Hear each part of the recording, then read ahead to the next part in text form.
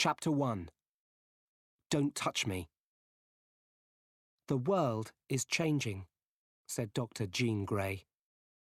People are changing. No one knows why, but there are more people with special powers. She looked at the politicians all around her. She was in Washington, D.C., to tell them about mutants. Senator Robert Kelly looked at her coldly. The important question is this.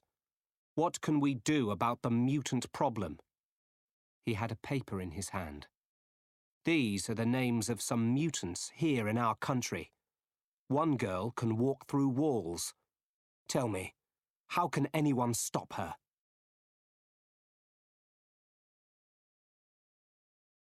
Jean was angry. She tried to speak, but no one listened. The mutants are here, shouted Kelly. We must have their names.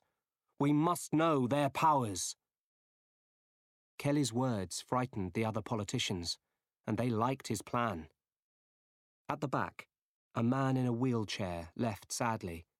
His name was Charles Xavier, or Professor X. As he left, he saw an old friend. We must still have hope for them, Eric, said Professor X quietly. Humans can change. The other man's name was Eric Magnus Lenscher, but he also used the name Magneto. His eyes were hard and cold. They can change, he said. Into us. He turned to go. Humans are not important now, Charles. Northern Alberta, Canada. It was late at night. A teenager sat alone in a bar with just water in front of her. She was a long way from home. A man came and asked for a drink. After that, he said nothing. A big man came up behind him.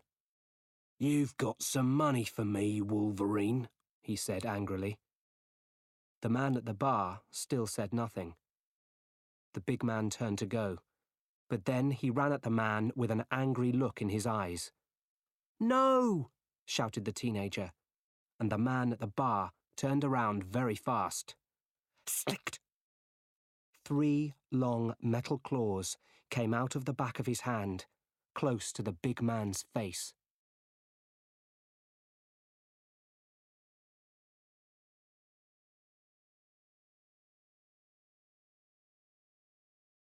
And then, snicked! The claws went back into the man's hand. He walked out of the bar. Frightened, the teenager followed him. It was very cold in the night air. The man got in his car and drove for a while. Then he stopped. Something wasn't right. He looked in the back of the car. The teenager was there. What are you doing? He asked. I need help, said the girl. There was a frightened look in her eyes. The man knew that look, but he liked to be alone. Get out, he said. I helped you in the bar, said the girl.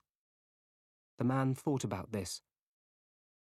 A few minutes later, they were both in the car.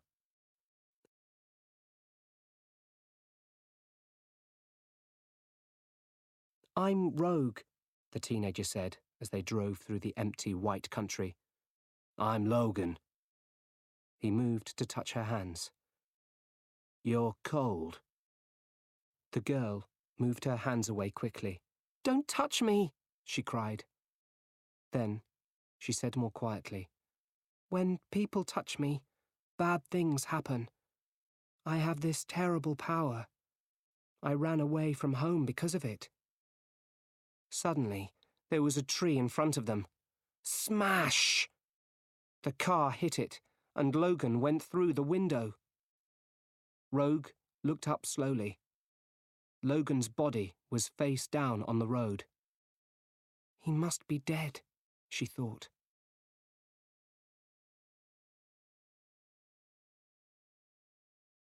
But no, he started to get up. But how? "Are you okay?" Logan shouted to Rogue. "I can't move," she cried, and now the car was on fire. Suddenly, a big man with long hair came out of the trees. Logan tried to use his claws, but the man was very strong. He hit Logan with part of a tree. Logan was face down again on the road. The big man walked to the car, to Rogue. But then a very strong wind started. The big man with long hair looked around and saw two people, a man and a woman. Who were they? The woman had white hair. The man had a visor over his eyes. He touched the visor and a red beam came out. It hit the big man and he went down.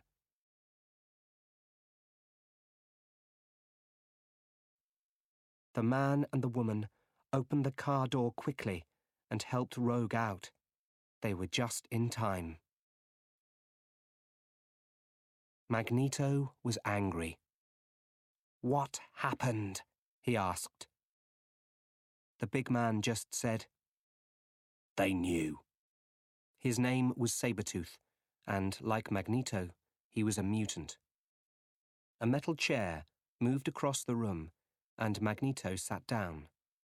That was his power, to move metal things with his mind. "Where is the mutant now?"